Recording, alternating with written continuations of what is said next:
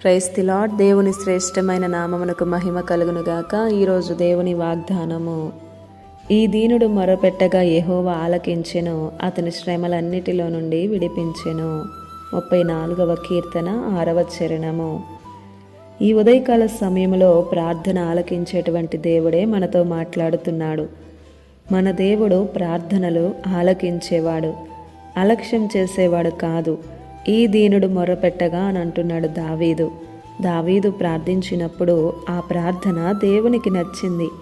ఎవని మనసు నీ మీద ఆనుకొనునో వారిని పూర్ణ శాంతి గలవానిగా కాపాడేదను అని. దావీదు మొర దేవునికి నచ్చింది. మనం చేసే ప్రార్థనలు దేవునికి చేరుతున్నాయా? ఆలోచించండి. ఎంత గట్టిగా ప్రార్థించామన్నది కాదు, నీ జీవితమే ఒక ప్రార్థనగా మారాలి. అతని శ్రమలన్నిటిలో నుండి దేవుడే రక్షించాడు దావీదుని. ఇరుగు పొరుగు వారు కాదు, సొంతవారు కాదు, దేవుడే.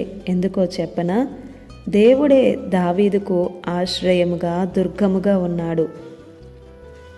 ఈ శ్రమలు ఎలాంటివి అంటే నిన్ను కుదిస్తాయి, నిన్ను సరిచేస్తాయి, నిన్ను స్వస్థతలోనికి నడిపిస్తాయి, వినయంలోనికి, భక్తిలోనికి కూడా నడిపిస్తాయి. అంతేకాదు, నిన్ను శుద్ధ సువర్ణంగా మార్చివేస్తాయి.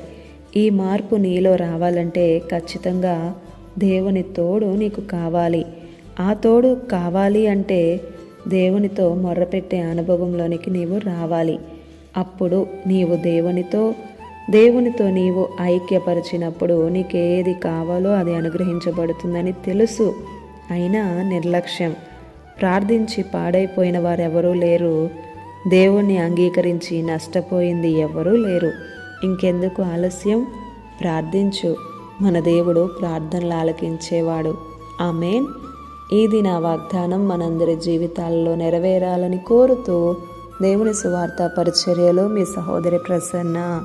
God bless you. ఆమేన్.